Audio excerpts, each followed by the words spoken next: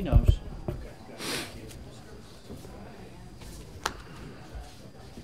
These have to be turned on. Yeah. They do. It's a little twist. You just twist it. There.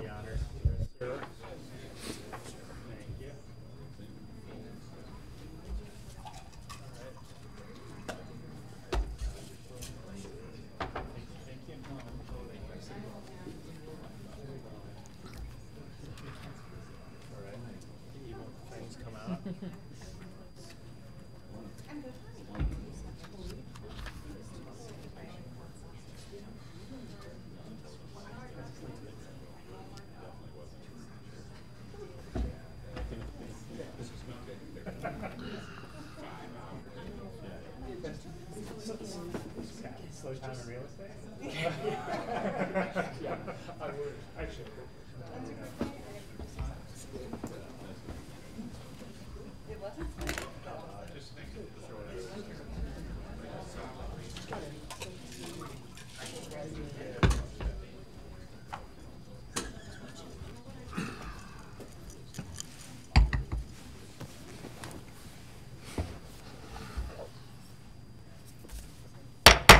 Call to order a public hearing on the proposed annual budget for the town of Normal for fiscal year 2018-2019. Please call the roll. Mayor Coos? Here. Mr. Fritzen? Here. Mr. McBride? Here.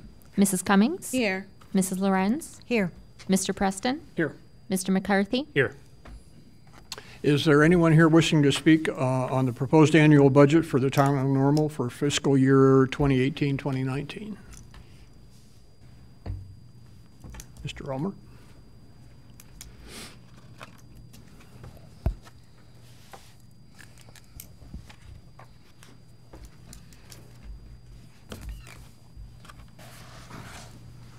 Good evening, Ron Holmer, a resident of Normal, Illinois. My comments on the budget no way reflect on town employees. Overwhelmingly, the town employees provide service that meets and usually exceeds my expectations in timeliness, concern, and professionalism, including one time just last week.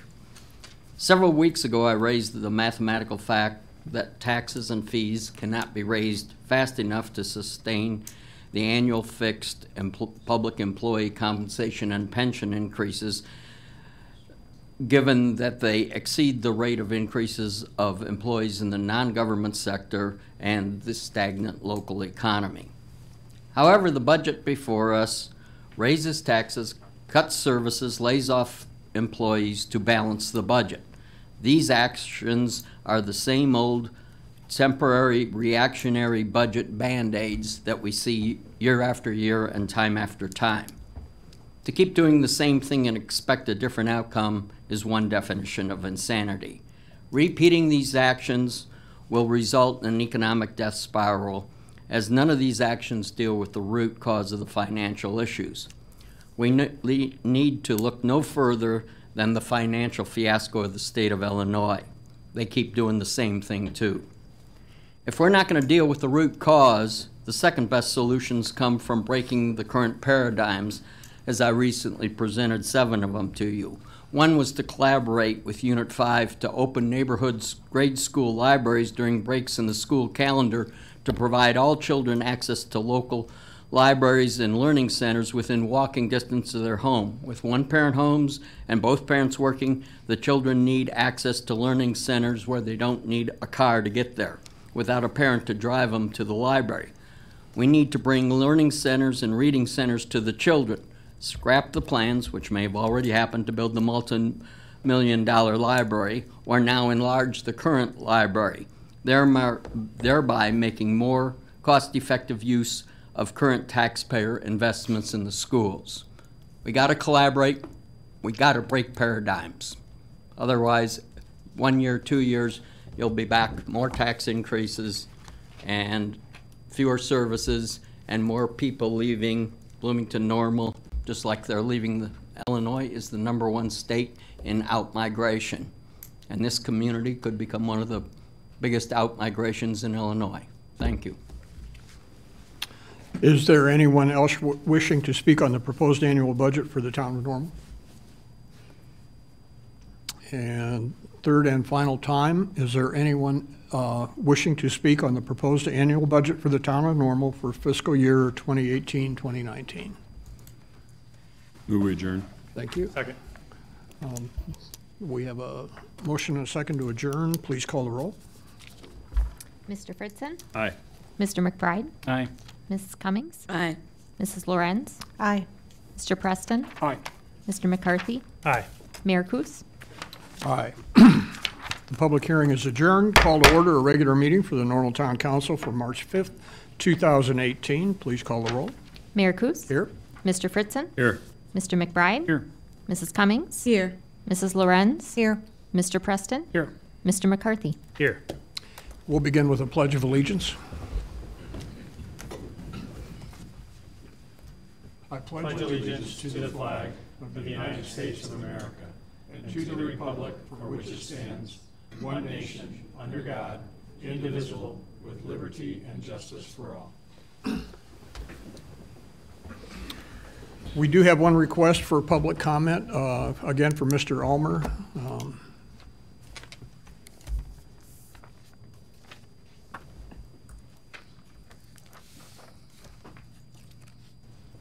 Exercise walking back and forth.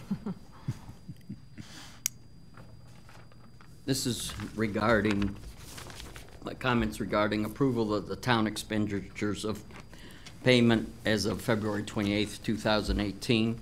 And I'm not picking on the library, but this is just another issue that I think that we could decide where to more cost-effectively use our money. Ever wonder where the video rental stores have gone? Many of us have come to the rapidly changing and competing technologies. However, some of us have come to the Bloomington and Normal public libraries. The Normal Public Library loans DVDs for $1 a piece, and even worse, Bloomington loans them out at no charge. It is nearly impossible for a tax-paying business with a payroll to compete with free or nearly free. It is amazing that Bloomington Normal still has a few video stores and red box rentals outside some drug and grocery stores. The movies available at the library are mostly entertainment, not necessarily documentaries or educational. I noticed in the approval expenditures as for payment as of February 28th, a payment of $2,440 for DVDs for the Normal Library, mostly going to Walmart. It is not the role of the government to provide consumer goods that compete with or put private DVD rental companies out of business. I recommend that the town use its precious public money to purchase highly valued public goods, not private goods.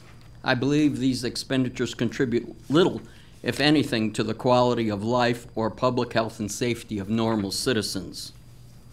I recommend that in the future you critically evaluate these payments before you approve them, and when they look like an opportunity, it shouldn't be something the government should be doing or is provided by the private enterprise, that you discuss these, and in the future, I know you have to pay them once you've spent them, but in the future, not spend money on these things. Thank you. We move into the omnibus agenda, items considered routine in nature and will be handled with one vote unless a council member would like to pull an item for discussion. I would like to be excused from voting on any bills I may have incurred my duties as mayor. And a motion for approval. Move approval. Second. Items on the omnibus agenda tonight are approval of the minutes of the regular meeting of February 19th, 2018, and approval of town of Normal expenditures for payment as of February 28th, 2018. A resolution authorizing a contract extension with Henson Disposal of Bloomington, Illinois, for processing of recyclable residential construction, demolition, and bulky waste collected by the town of Normal at a rate of $55.51 per ton. A resolution authorizing execution of an agreement with Mr. Craig Onsrud for the operation of the Ironwood Golf Course Pro Shop and private golf lessons. A resolution authorizing an amendment to the supply and processing agreement with Midwest Fiber Incorporated for the operation of a drop box recycling program in exchange for use of town equipment. a resolution authorizing intervention in a pending property tax assessment appeal before the Illinois Property Tax Appeal Board, and a resolution conditionally and partially approving the final plat for the 7th addition to the Constitution Trail Center subdivision. We have 4 items on our general orders tonight. The first is an ordinance adopting the operating and capital investment budget for the town of Normal for fiscal year 2018-2019. Oh, we need a vote. I'm trying to get through this thing here. Would you please call the roll? Mr. McBride. Aye. Mrs. Cummings. Aye. Mrs. Lorenz. Aye. Mr. Preston. Aye. Mr. McCarthy. Aye. Mr. Fritzen. Aye. Mayor Kus. Aye. The omnibus agenda is approved. Item 7, an ordinance adopting the operating and capital investment budget for the town of Normal for fiscal year 2018-2019. Move approval. Thank you. Second. Discussion on this item? We've had, Ms. Cummings? Not a whole lot, but just wanted to make sure that it's shared. Some of why we're looking at certain things this year versus it's mostly there's some new things that have come about this year. The reason why we had to take a look at certain things, specifically, one of the biggest is the loss of income from the Metro Zone that we'll receive, as well as the 2% surcharge that we'll receive from the state in order to collect the town's home rule sales tax. Also, the fact that we are losing the workforce here locally, and we're seeing a decrease in that. And so with those things happening, and these are major entities or pieces into our revenue source, then you have to take a step back and look at how do you make that up. My understanding is, and as I think I'm pretty smart to know, that we're not technically laying off anyone. There's some jobs we just will not at this time be looking at. But we made some adjustments. I mean, that's with anything, even our personal budgets, whether your bills get higher, you make adjustments, you eat out less, you take less vacations, you just cut some of the frills that are allotted to you. And so that's all we're doing, I think, in this case, and I think it serves us to kind of share that story and let people know this isn't us just doing something for the sake of doing something at budget time. There's been some major impacts and some things that we have to consider on the go-forward basis. And the good thing is we're not doing some things that some other cities are facing that they have to do in order to make up these types of things. We're just cutting some of the frills that we're used to for a moment. I would say, Ms. Cummings, that you get a baptism by fire. Your first budget is one of the toughest I've ever encountered, so it can only get better from here, I think. Let's start keeping our fingers crossed on that. I hope so. Ms. Lorenz and then Mr. McCarthy. Thank you. A couple of kind of line item questions. As I was reviewing there was just a few minor changes since we discussed this at our January work session. Let's see, if somebody could comment on what the changes are around the Uptown Circle common area expenses, and then also the water personnel increases. Would you say the first one again? I'm sorry. Yeah, it's on page 7-9. It was that detailed spreadsheet. Oh, on the, in the report, council. Yeah. I got you, okay. And about, 8 or 9 lines down, there is under, I think it's contractual services, and it's noted off in the description, Uptown Circle common area expenses. Was that to do with maybe some additional seating or something? I sort of had a vague recollection, but wasn't sure. That's one Uptown. It's contractual services. Okay, go ahead. Go ahead, Pam. And Andrew can correct me if I'm wrong. I believe when we originally put the budget together, we didn't have the detail on the common area maintenance costs of One Uptown Circle. Okay. And these would be tied back to that. Okay. So that's what that is. All right. And then, sort of along the same lines, another line item question, water personnel increase. That would be, I believe that's the move of one individual from the general fund over to the water fund. That's the person that supports the monthly Oh, for the billing. monthly billing. And we also did move an engineering technician from the general fund to the water Water, fund to okay. support their capital investment plan. Okay. Okay. That's all I had. Mr. McCarthy? I just wanted to dovetail a little bit on what Ms. Cummings had to say to draw the line. There was a comment earlier about pensions costs and elevating and us cutting budget, and I just want to make sure that those comments weren't misconstrued. That although pension costs are increasing and we are cutting the budget, it's not a cause and effect. As Ms. Cummings so aptly pointed out, our revenue streams are flat or decreasing. Our available jobs in the community are down by the order of some magnitude of thousands, and so our revenue streams are down. And so although costs are rising and do continue to rise across the board in things like chemicals and road costs and the like, but just want to make sure we're clear that our revenue streams are declining, and is the principal cause Metro Zone, a few other things that she pointed out earlier, is principally why we're cutting expenses and principally cutting job positions. Thank you. Mr. McBride? Just to follow up, and again, this has been touched on by a couple of my colleagues already, but specifically, and I think everyone is probably well-versed in Metro Zone and what that has cost us to this point, but it's also worth noting that 2 moves by the state of Illinois are costing us nearly $850,000. That's very, very real money. And it is a shame. I'm all for shared sacrifice to get this state out of the situation that we're in, but it really is a shame that we're punished and those who have kept their house financially in order are punished by the General Assembly and the governor to help solve the problems the state is in. And there's nothing we can do about it other than raise a bit of a fuss, which I suppose is what I'm doing here, but it's nonetheless frustrating. Thank you. Further comments? Ms. I Cummings? do want to touch on one thing, because I know this has been brought up, and I know this is a part of this, some of the things that we're cutting.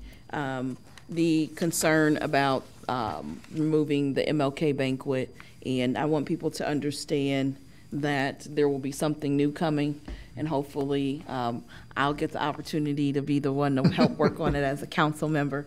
But one thing I would like to share is that, banquets are nice, but it doesn't bring about change. And for the opportunity for us to do a refresh and a restart, to be able to actually do something that makes a difference and actually truly commemorates that day, I actually look forward to. So once again, keep me in mind as the council person to work on that endeavor. I think you just got appointed. Just appointed yourself. Further, Move approval? I already did that, didn't I? Second. We did that. We already did that Yeah, we already. did we that. Sorry. already did that. We're a little off. Now theme who's here getting tonight. lost? Yeah. We're all trying I to get will, in here. I will congratulate staff for the incredible work that they did in a very tough budget year. The information that we were given to make tough decisions was timely, it was accurate. If we needed more depth, we got that information. So Andrew, kudos to you and your department. Pam, I think you carry a lion's share of the credit for this, for getting this through. And of course, Mark, you do too. And this is your last budget, I would point out. You're probably not going to miss that. No, I'm not. But this was a hard one. And fellow council members, I think we did a pretty good job of being realistic and getting the priorities straightened out and getting a balanced budget moving forward. So congratulations to everyone. Please call the roll. Mrs. Cummings? Aye. Mrs. Lorenz, Aye. Mr. Preston, Aye. Mr. McCarthy, Aye. Mr. Fritzen, Aye. Mr. McBride, Aye. Mayor Kus. Aye. The budget is approved. I'm going to switch item 8 and 9. We're going to take item 9 first. You'll soon see why we're going to do it that way. It has to do with how the ordinances are written. So ordinance number 9 is an ordinance amending Division 7 of the Municipal Code having to do with water rates and a monthly billing cycle. Move approval. Second. And Ms. Lorenz. Yes, I am the reason for that out of order piece here. I would like to suggest an amendment to the way this is written, and let me explain what it is and why.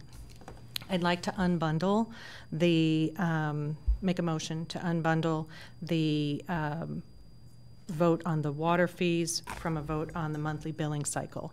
My rationale for that is that I think these are two topics that are, while related, can be viewed independently. You could do one without the other.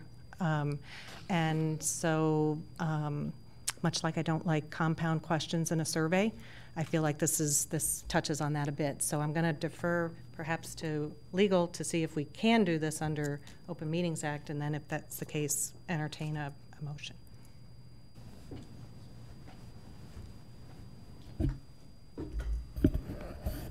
Yeah, under the Open Meetings Act, Section 2.02, the agenda has to set out the general subject matter of any item that's going to be subject to final action. In this case, the agenda items set out an ordinance for both water rates and monthly billing cycles, so I don't think we would be in violation by having two separate ordinances.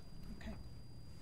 So with that, I would like to entertain a motion for unbundling these two topics.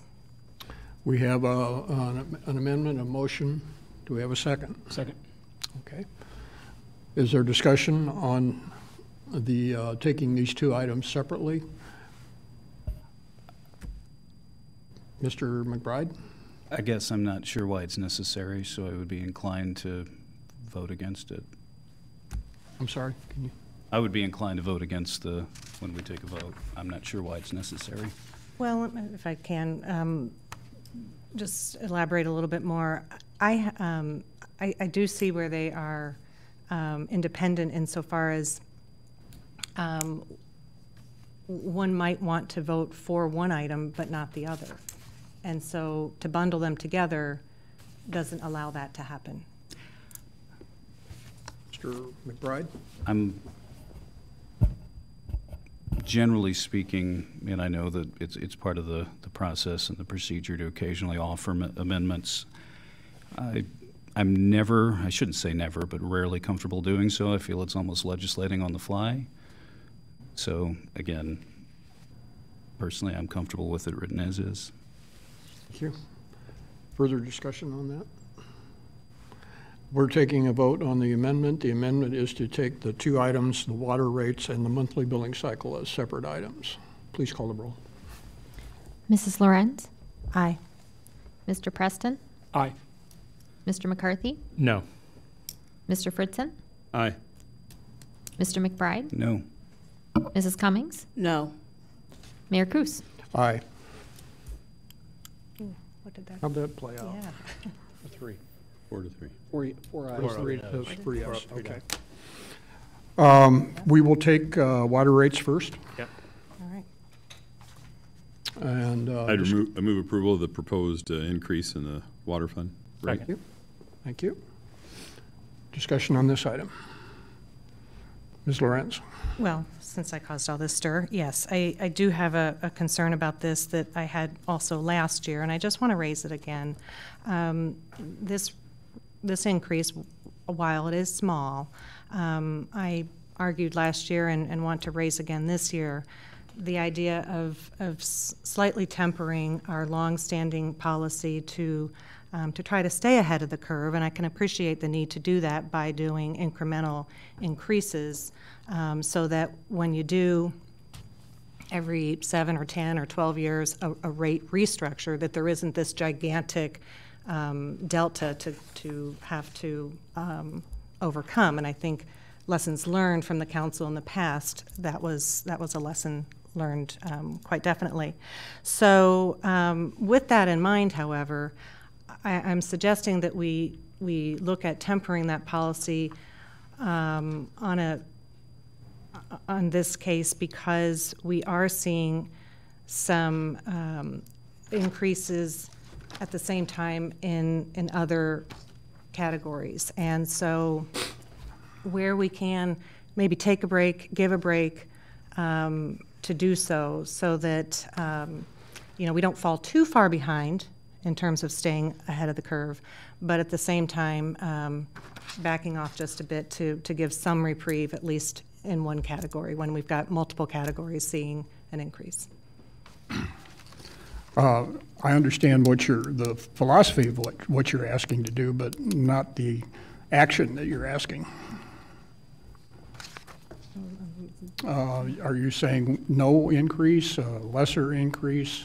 I'm saying take no 2% at this time, defer So that. keeping the rate flat? Correct, yeah. Thank you. Further on this? Mr. Fritzen? As one who was around when we did the water rate study quite some time ago, I think we learned a valuable lesson that you can't go extended periods of time. And I know you're not suggesting that. You're suggesting taking a year off. But I think that just makes it easier to take another year off a year from now and whatever. So to me, I think once we got the water rate situation straightened out and got our fund in good shape, and we've been able to do a lot of system improvements over the last several years without having the money to do that. And water being probably the number one resource you have to have for just about any enterprise in the community, I would be very hesitant to take a year off. I'm not putting my finger, the 1,000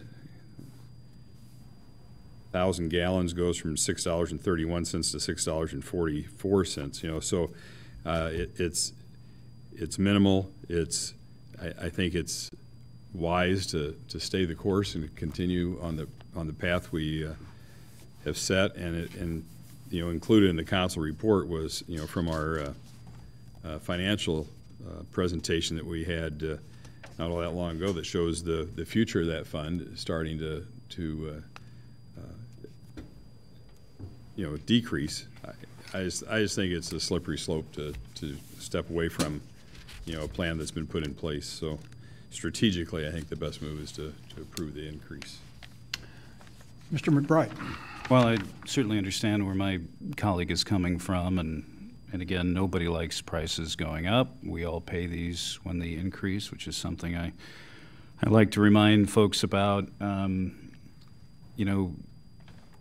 It seemed as though there was council consensus, and has been throughout this process, for a 2% increase until this evening. If you take a year off, and if we don't do 2%, we stay flat this year. The next year, it's 5%. And if we take that year off too, then the following year, it's 9 or 10%. And the shock is going to be that much greater. You can't keep putting it off, and you don't mess around with water. Thank you.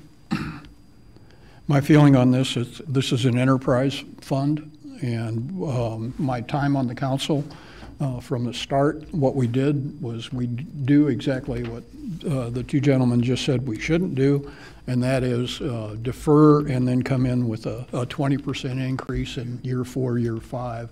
And we've all have pretty much agreed that to smooth that curve a little bit, now I won't say unanimous agreement on that, but to smooth that curve out a little bit is going to be easier on people in the long term, and plus give our revenue flows to fund this enterprise fund, which again collects only the money it needs to pay for the service. That's all it does. There is a little capital reserve, but beyond that, it just pays for the service. So I'm definitely very supportive in doing this. Mr. Just in terms of clarification, since we bifurcated these, just want to make sure we're all on the same page as to how we're doing it when we carve this up. On section 9.5 of the packet, there's an amendment to section 7.71. There's the A and B that is just the rates. So for the first part where we're talking about the rates, unless I hear differently, we'll split these ordinances up as just an amendment to that subsection A and B, and then we'll leave everything else in the packet in place for the second ordinance. So A and B is what we'll vote on for Okay. the rates. Further discussion on water rates? You're talking about in the ordinance. Sorry? Your A and B references to the ordinance itself. Water Yes. rates. Thank you. Further discussion on water rates? Mr. McCarthy? Not to be redundant, and I appreciate a conversation about this. I mean, you know, it's part of our job is to look at the budget and look for savings where we can. My top line thought is I agree with the prudence of Mr. Fritzen and Mr. McBride, and to channel a little bit of Sonia Reese in here. I remember one of our early budgets that I was involved in as a relatively new council person, her sharing basically the same sentiment that Mr. Fritzen did, recalling of the 25 to 50% increase that they had to do in a year, and the difficulty that was and the burden that was, but I also want to recall, and I think maybe we had this conversation a year ago at this time when we were having this conversation. Ms. Lorenz and I were at a conference, Mayor's Innovation Project conference, and we happened to be talking to a few different people, but one of the conversations was around municipal water infrastructure issues across the country and even globally. And the question was, so how are you guys doing? And we both kind of looked at each other and said, we're doing pretty well, actually. And the comment back to us said no municipality ever about their water infrastructure. And the case was because of this prudence. You know, we can look at the numbers, and, you know, although the great financial projections that Mr. Hune and his team have put together for us shows our capital reserve budget in the out years doing okay. It does show that our operating reserves are rather low. One of the things that was shared in that meeting to us is that some municipalities had gotten a little bit behind, but then had some rather large unforeseen infrastructure events that mostly decimated those reserves. And if they were low, then we're left with nearly nothing. And I know none of us want to add to our debt load to fix these kind of problems. I'm in favor of a small increase to keep ahead till we do another comprehensive rate study that gives us a little more insight about what we need to do in the next 5 to 10 years beyond that. So, thank you. Ms. Lorenz? Well, if I can ask a follow-up question that may be for staff, I'm not sure, but when is it expected that we would need another full-blown rate study? Probably within the next couple of years. We're getting close to needing another full-blown study. Don't know what that will show, but it will give you all a long-term projection of where the rate needs to be in order to meet the needs of the system. You know, we've got a couple of forces. Number one, the water consumption continues to decline overall. So, and that's due to a variety of things, many of them very positive. People are becoming much more conscious in using this limited resource, and we're seeing in new construction, you know, water-saving devices that have made a real significant difference in consumption. Illinois State, for example, has dramatically lowered consumption on campus because of water-saving fixtures that they've installed over the years. That's good for our water resource. It's not necessarily great for the financial health of our water fund. So that's the other thing we're combating, where even though we're increasing the rates and there's some additional revenue, we're seeing a slow decline in consumption. And as community growth has leveled off in recent years, that's also contributed to the decline in consumption. So we'll probably need, I would say, within the next 2 years, is do another comprehensive rate study. That doesn't mean it needs to be enacted immediately, but it'll give you an idea where the system needs to be in terms of rates in order to meet the long-term needs of the system, both capital and operating. So in theory, if I can follow up to that, in theory, if you did the comprehensive rate study in a couple, 2-3 years, and it shows that we haven't fallen behind because of these maintenance increases, is that an outcome? Is that a possibility? That's a potential outcome, yeah. If the rate study determines that the current structure is sufficient in order to meet the needs of the system, then you won't have to enact any increase. I frankly doubt that'll be the outcome. I think there will be some increase necessary, but hopefully not. Hopefully it will show that at least if we're not there, we're hopefully not too far off from where we need to be for the long-term financial viability of the system. On the other hand, if you take a year off, you're not that far away from that rate study, and there would be the increase anyway. I mean, there's that outcome as well. Sure. Okay. Further discussion on this item? Please call the roll. We're voting on water rates. Mr. Preston? Aye. Mr. McCarthy? Aye. Mr. Fritzen? Aye. Mr. McBride? Aye. Mrs. Cummings? Aye. Mrs. Lorenz? No. Mayor Kus? Aye. The water rate adjustment has been approved. The second part of this is the monthly billing cycle. Motion for approval on that. Approval. Second. Thank you. Yes, I had a question about this one too, and then I promise I'll be quiet. Well, maybe that's not a promise. Okay, on the conversion from every other month to monthly, and I had expressed some concern about this when I know that staff had been working on this for some weeks. What are we really gaining in terms of efficiencies and or improvements in cash flow or reduction in maybe collections by going to this? Because I haven't really seen that spelled out as clearly as I'd like to see, but it is clear that there is a cost associated with going with the double because we've got twice the number of bills to send out and so forth. So if we could talk a little bit about the cost benefit. Well, I'm going to interject first on that and say that I think the primary reason we're doing it is not for efficiencies within our organization, but to help people budget, our users. This is something I hear fairly frequently from people, especially people on fixed income, that a bi-monthly bill puts a undue strain on their budgeting process, and they much prefer a 30-month or a 30-day bill instead of a 60-day bill. And so for me, that's the primary reason for doing it, is to provide better service to our customers. I would, from staff's perspective, I would say that is the primary reason, is for customer service.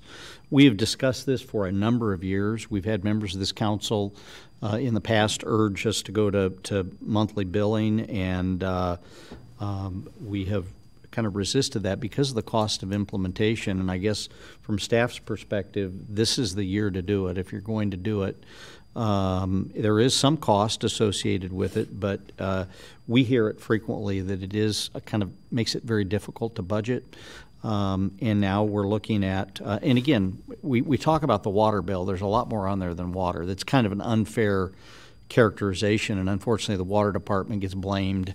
But they're only one piece of the bill. Obviously, the waste fee, we have stormwater fees, we have the sanitary sewer binward fees, and it's becoming, for a bi-monthly bill, a fairly large number.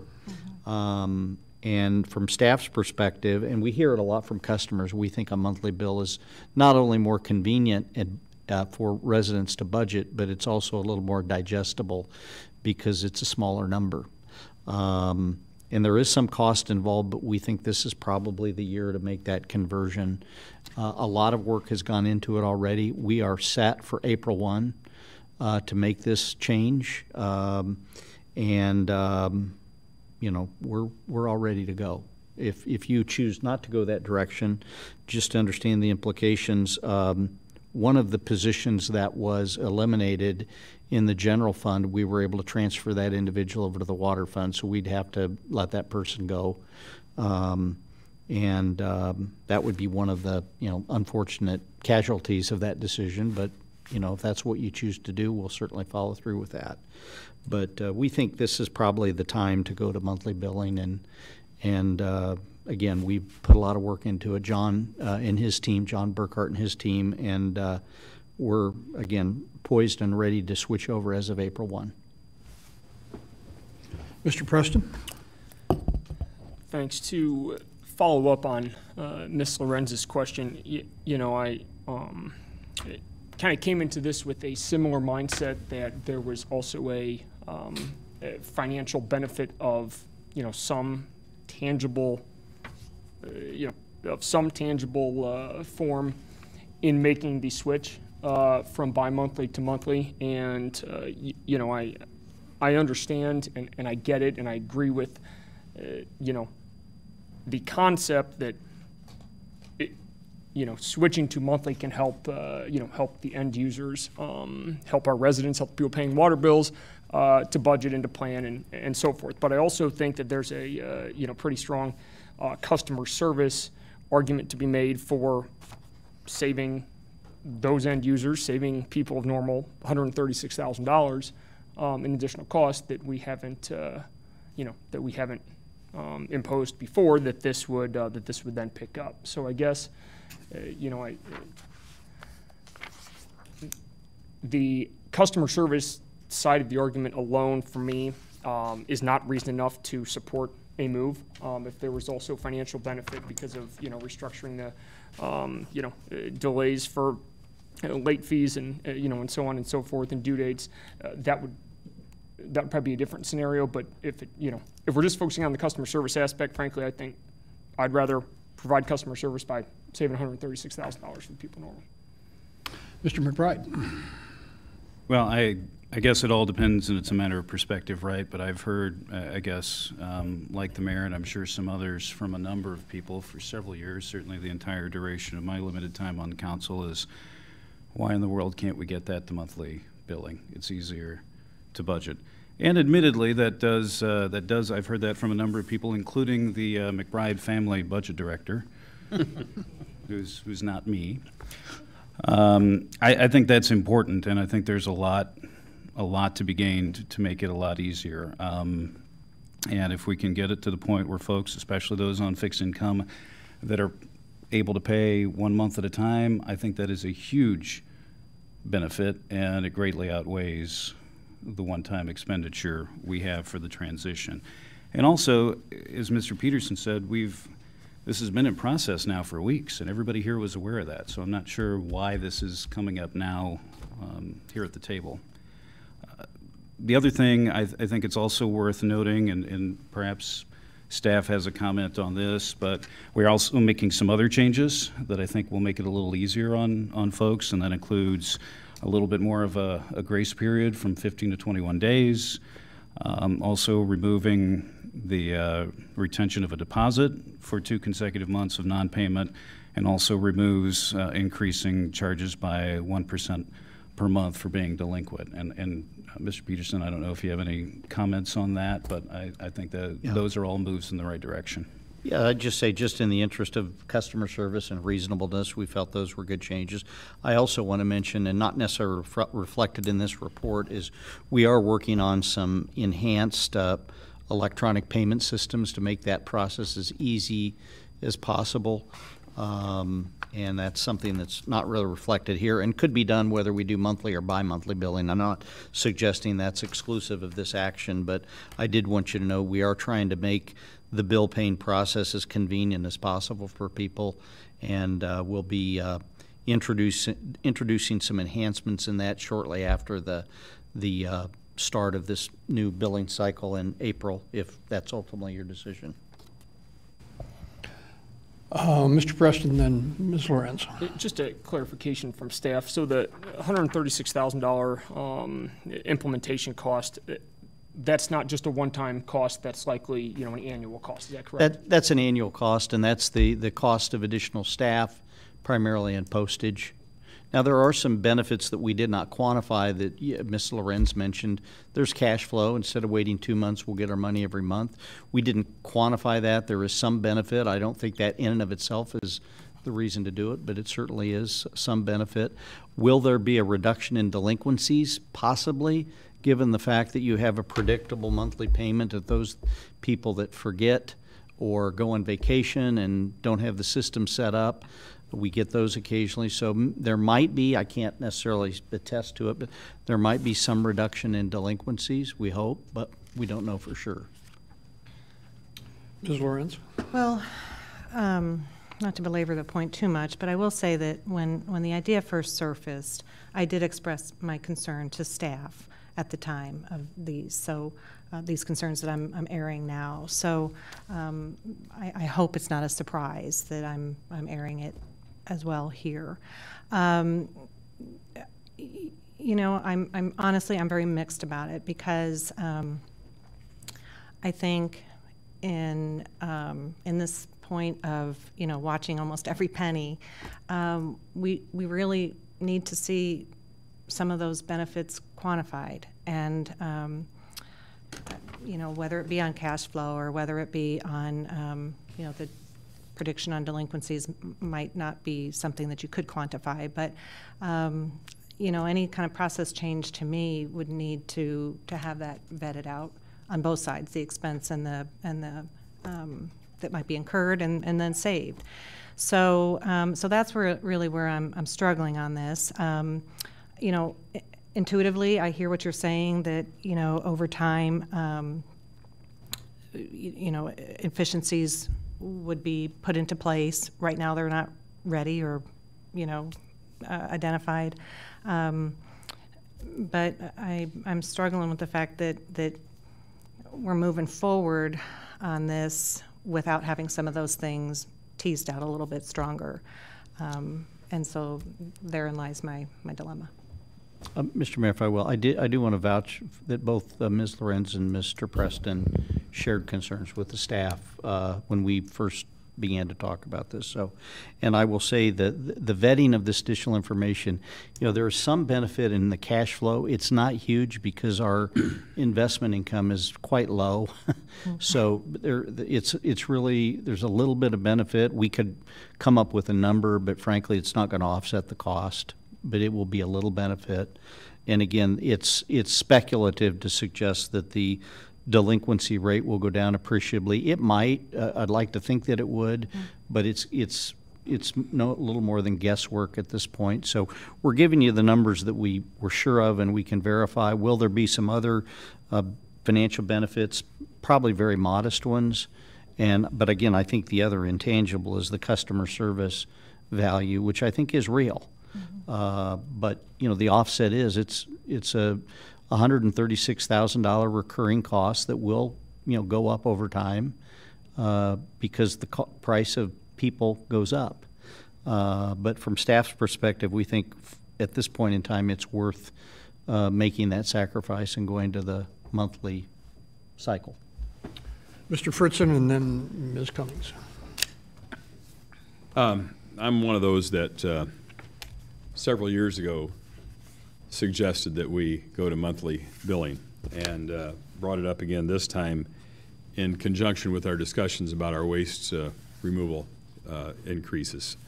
And I've been a homeowner now in Normal for 40 years, and I've seen my water bill, sorry, John, but you know, increased dramatically. I'm sure it's at least twice as much now as it was 40 years ago. I know it's 30% more than it was probably 20 to 25 years ago, and raised a family of 3, and you know, a lot of water goes down the drain at 114. So,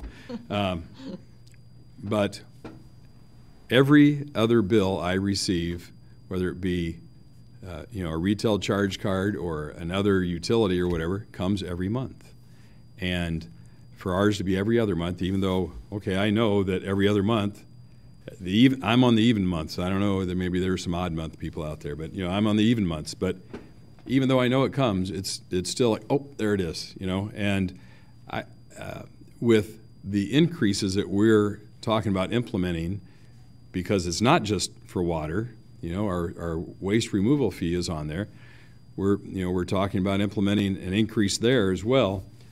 As Mr. Peterson said, now is the time to do this if we're going to do it. I think we still are reeling a little bit from a public relations standpoint from when we increased the water fees so dramatically before, after the last study.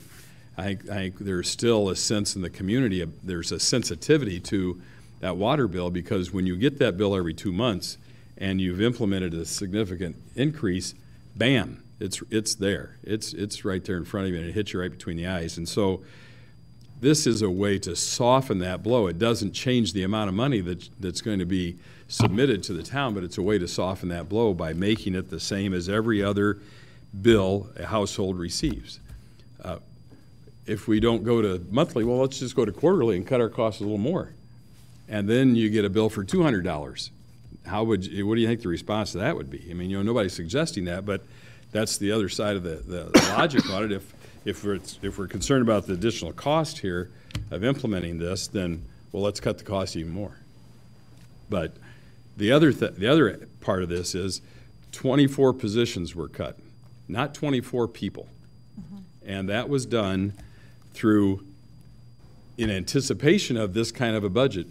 We were talking about an austere budget months ago, and there have been positions that were set aside, not filled, in anticipation of we needed to have some room to maneuver when this budget was being put together, and staff took advantage of that. And in this is one of those cases where they're able to shift a person around. We didn't have 24 people lose their jobs. I think that's important to understand, because of the way the budget was approached, primarily by staff, but they've been alerting us all along. These things aren't a surprise to us at all, and so tonight we're just formalizing things that we have had discussions about, we've had presentations about over several months, and I think the fact we cut 24 positions but didn't have to eliminate 24 employees is a huge thing, and it's kind of been glossed over in the discussion of the budget.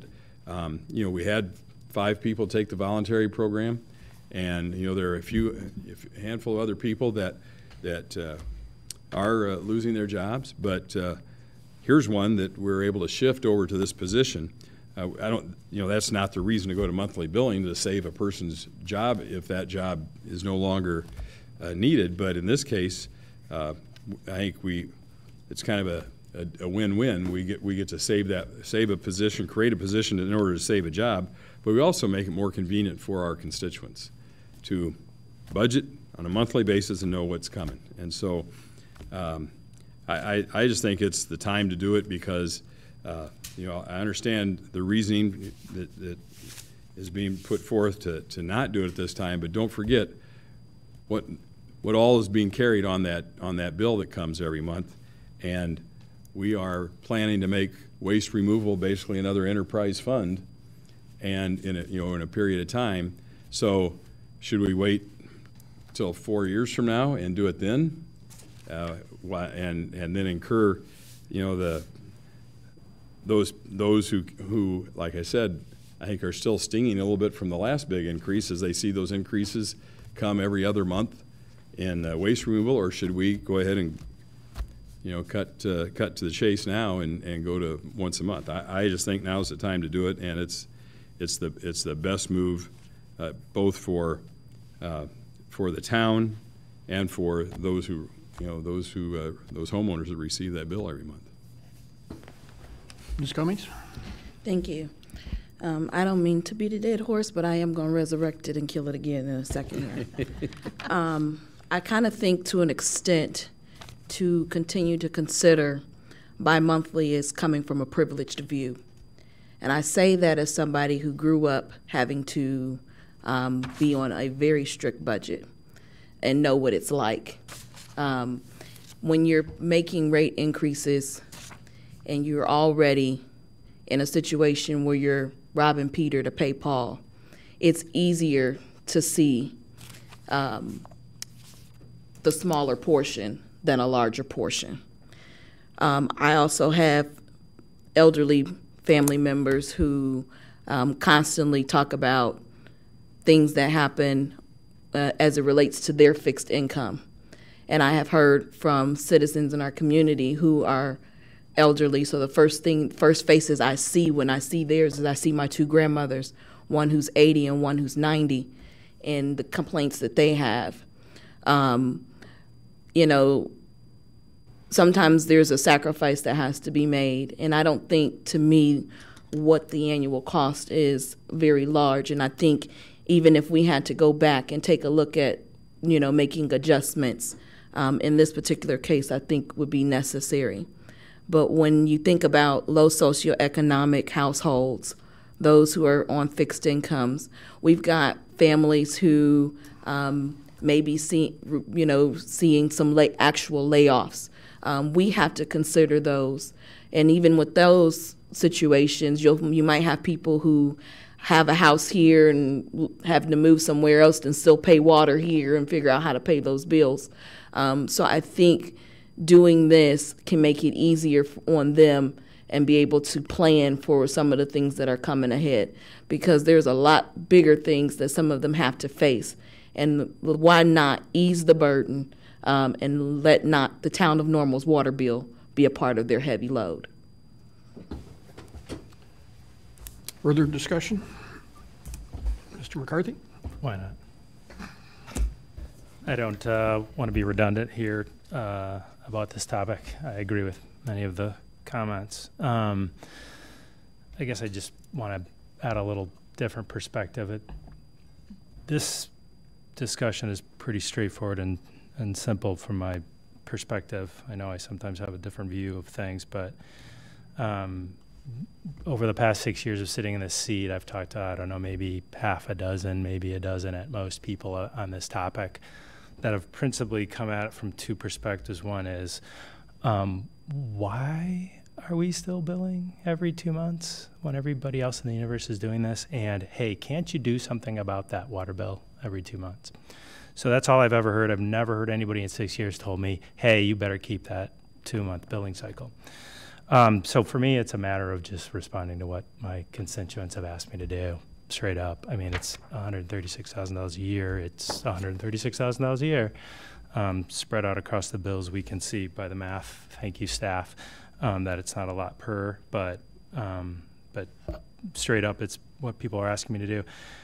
When preparing for this meeting, though, tonight, I did think about this particularly, and I guess this is maybe a different perspective. I don't view this as adding cost to our budget. I view this as that we're not reducing our cuts to our budget as much as we would have by saving this person's job. I take that pretty seriously. I take it to heart what Mr. Fritzen said about jobs. What we're up here doing tonight is costing people their jobs. Fortunately, it wasn't 24 or 25. And fortunately, because of this action tonight, giving our residents what they want, we've saved one. And for that, I'm very proud to support this. Thank you. Please call the roll. Mr. McCarthy? Aye. Mr. Fritzen? Aye. Mr. McBride? Aye. Mrs. Cummings? Aye. Mrs. Lorenz? No. Mr. Preston? No. Mayor Kus? Aye. The ordinance is approved. We've dropped back to number 8, which is an ordinance establishing monthly user fees for refuse collection services. Move approval. Second. The reason I switched the order is because there was language in the ordinance that talked about monthly billing, so I thought we needed to get the monthly billing thing out of the way before we did that. Thank you. Is there discussion on this item?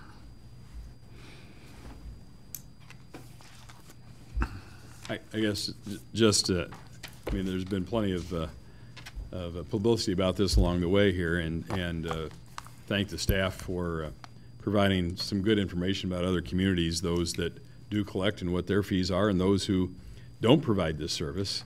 And I think where we came down on this in our strategic planning discussions and other interactions on it is that we aren't ready at this point in time anyway to consider changing the level of service. No. I think my concern is with a change in the level of service, you invite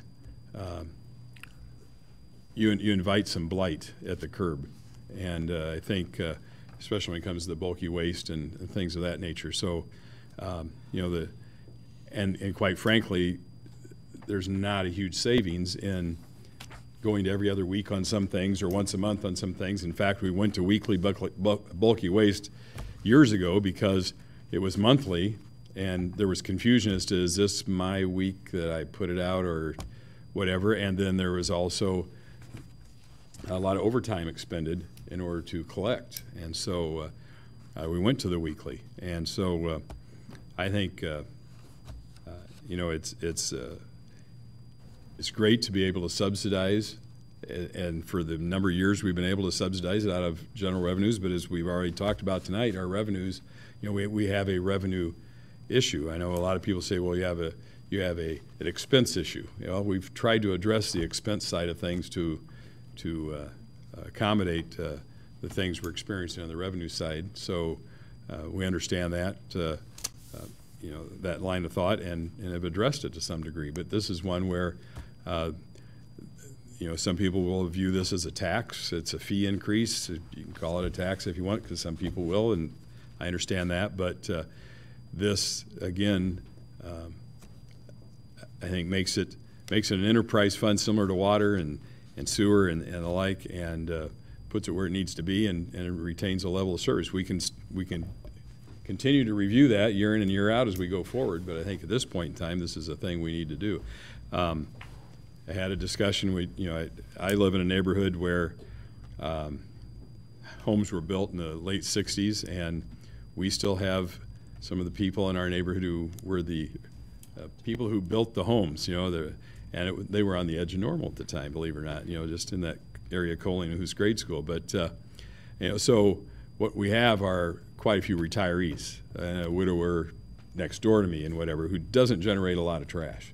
Some weeks doesn't put it out, or we don't put it out for her, So, and yet she's paying the same fee that I pay, but I'm not generating as much either, because the three that I mentioned earlier that we raised in our home aren't there any longer. But this is how we've done things in Normal, and everybody shares in that, and I think it's a high level of service, and I think it adds to the beautification of our community. And I think I fear what we would put at risk if we weren't to do this. Ms. Lorenzo? Yeah, I'll speak in support of this as well for some of the same reasons, and to the point of listening to our residents. While I haven't heard a lot about the billing issue that we were talking about earlier, I do repeatedly hear people speak in favor and an appreciation for the comprehensive nature of our garbage pickup. And so I think that is a level of service that people are happy with, and I think if you were to begin to back off on that in any way, it does become, not only potentially an eyesore, but in a worst case scenario, a public health issue as well. And so from that standpoint, I think it's wise that we do keep the level of service that we've had. And I also want to give a thank you to the staff who did a very nice spreadsheet analysis of area communities, some of whom use external, private garbage pickup services. And, in that scenario, you're getting lots of differences in services. And so we would, I really like the fact that we've got uniform and consistent service, and quite honestly, at a rate, even with the extended increases that we're talking about, really at a competitive rate with really any of the other comparison communities that we looked at. So thank you for that analysis. That has definitely helped make my decision.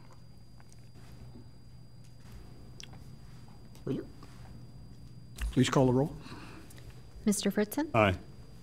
Mr. McBride? Aye. Mrs. Cummings? Aye. Mrs. Lorenz? Aye. Mr. Preston? Aye. Mr. McCarthy? Aye. Mayor Kus? Aye. The ordinance is approved. This concludes general orders. We have no new business. No. Oh, I'm sorry. I'm off my mark tonight. The most important Most item of the important one, night. exactly. Item 10 is a resolution authorizing the execution of an agreement for the employment of the city manager. Move approval. Move. Second. Second. Discussion. I Mr. Fritzen? I was the only council person who wasn't able to be here when Pam was announced as our new city manager, and so I just wanted to offer congratulations and thanks for you know, the dedication you've shown throughout the years that leads you to this point, you know, and those who haven't sat in executive sessions when we've talked about you know, personnel matters or other things that you know, Pam's a very thorough person and very forthright, and I think we'll be well served, just as we have been during Mark's tenure and Dave Anderson's prior to that. Served with all. I will be able to say I've served with all three city managers in the history of Normal. I don't know. I'll leave it there. But congratulations. Yeah. Exactly. Congratulations, Pam. Please call the roll. Mr. McBride? Aye. Mrs. Cummings? Aye. Mrs. Lorenz? Aye. Mr. Preston? Aye. Mr. McCarthy? Aye. Mr. Fritzen? Aye. Mayor Kus? Aye. The resolution is approved. And Pam will be beginning her job April 1st. March 30th at 5:01 p.m. Literally, that's what it says here. You better. Not to put too fine a point on it. And odd Fridays afternoon between now and then. True. Before adjournment, concerns or comments? Fritzen? I have a couple things. One, I'm a little hesitant to do, but I'm going to. And but the other one, this Friday, U.S. Representative Rodney Davis is going to have a press conference here at Uptown Station about some legislation he's co-sponsoring regarding the opioid issue in our country. And just wanted to call attention to that. And Adam Kapczynski, sergeant on our police force, and I serve on the executive committee of the Bloomington Normal Community Campus Committee. And some time back, Sergeant Kapczynski brought to our attention, even though this issue isn't really under our purview as a BNCCC, but as a group that is started out concerned about binge drinking, and with receiving a drug-free community grant, one of our offshoot groups, BN Parents, is operating under that, and drug use is something that is addressed in that through that grant. But anyway, Sergeant Kapczynski brought to our attention a situation that took place in our community where a script for a painkiller was altered and then presented, I believe it was a half a dozen times within the community and filled, except for one pharmacist who said, I can't do this right now, I don't have that, you'll have to come back. And the person said, okay, I'll come back, and did come back. And when he came back, the police were there to greet them. But you know, these things are going on right here in our community, and we decided to not just say, well, that's an interesting story and keep it to ourselves. We decided to contact Representative Davis's office, and to his credit, he met with Sergeant Kapczynski and myself along the way, and assured us he was already working on this, but appreciated, you know, that information. And now, several months later, we've come to this point. And so that press conference, I think it's Friday, I think it's at 1:30. I'm not sure it's here. Right here. In this room? Yep. Okay. The other thing, somewhat related to that, been a lot of talk in our area here about the legalization of recreational marijuana for the state of Illinois. And there's this move to put a non-binding referendum on a ballot, and a lot of reasons floated for doing that. We all know there's a lot of people using marijuana, and so why allow those who illegally gain from the sale of marijuana to continue to do that? Let's bring it under the control of the state and put those people out of business, and we can tax it and generate some revenue and control it. And I think, to me, that this is a huge fallacy. And there's been several states, obviously, that have proceeded to do this. But through my work with the BNCCC, I've had a lot of contact with people who are in charge of student health on our campuses in the community.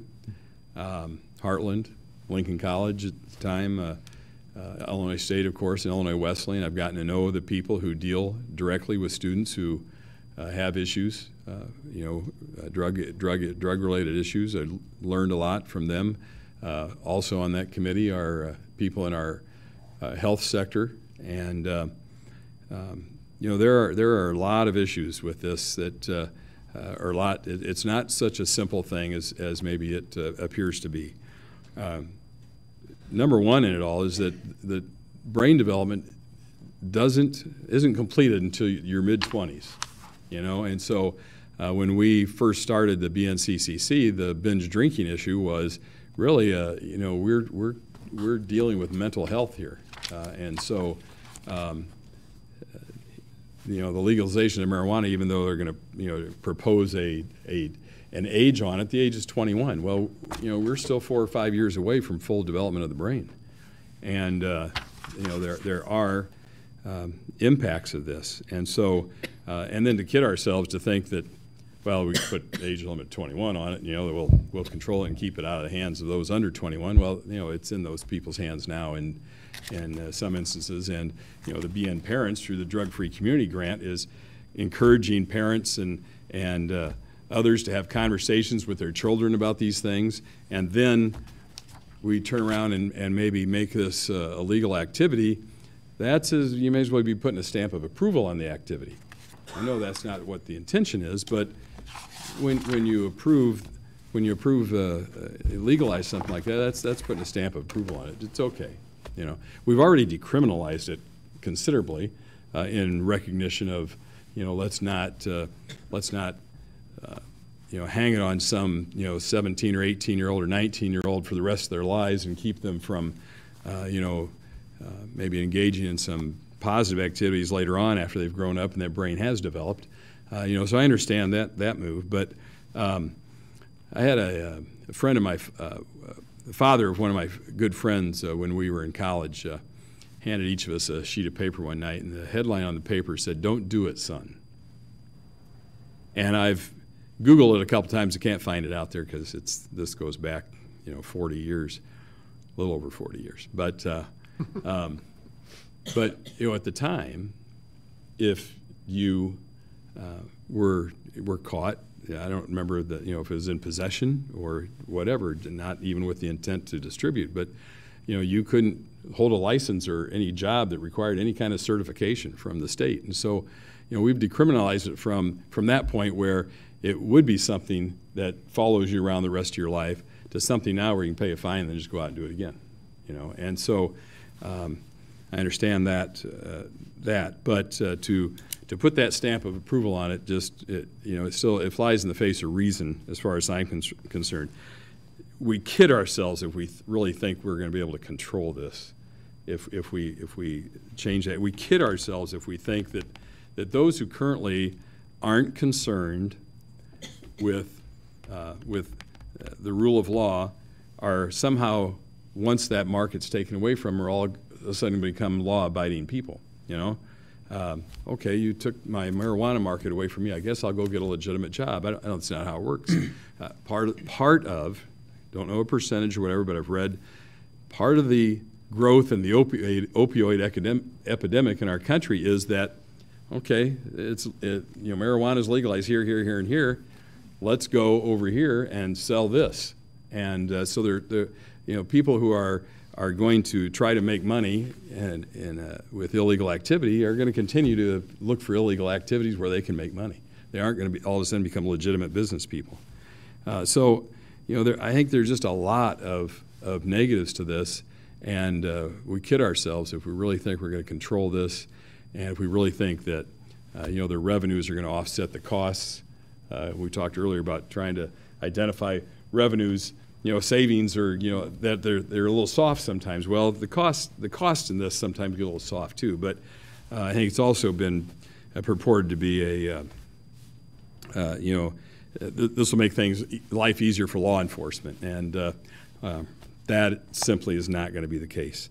And I think those stories don't get told loud and clearly enough from the states that have legalized it that it makes it more difficult. So I really hope against hope that, because there have been several in the General Assembly over the years that have been talking about pushing this, and it seems the time is right now, and we have some of our local representative joining that chorus, and it's just the wrong way to go.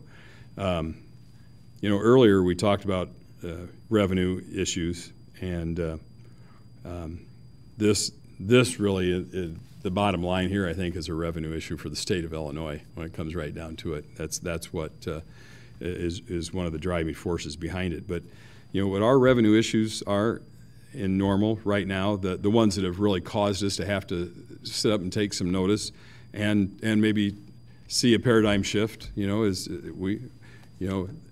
we understand that. It's and we're looking at things there, but the state of Illinois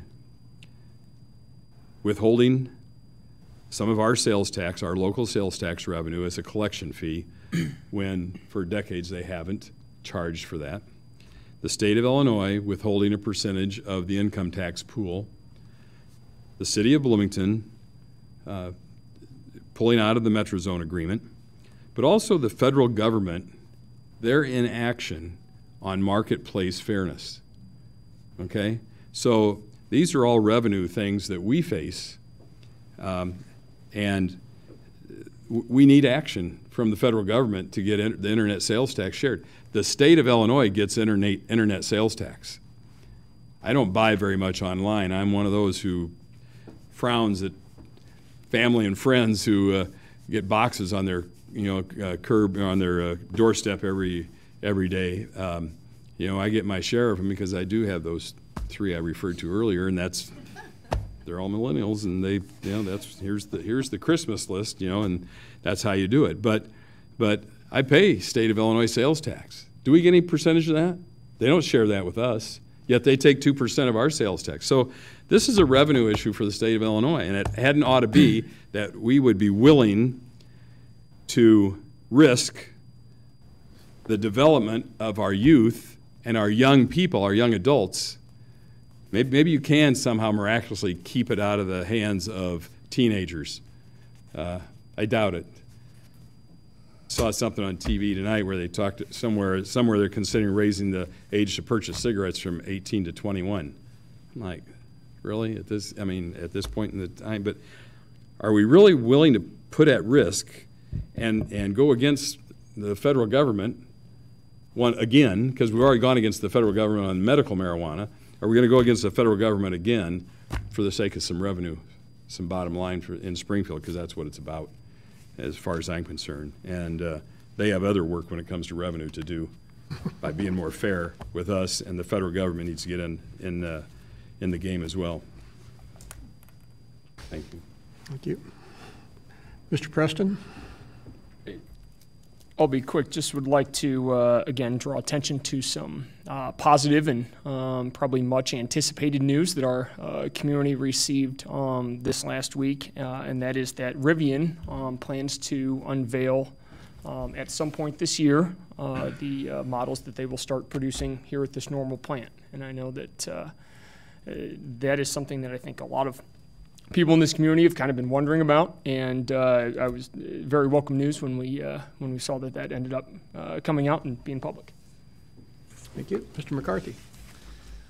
I just want to shout out, if you're local and weren't paying attention over the weekend, to the Missouri Valley basketball tournament. Sadly, our Birds were defeated in Loyola, but boy, what a great weekend of entertaining games provided by our home team. So go Birds, and thanks for the fun, and bummer we're not in it still.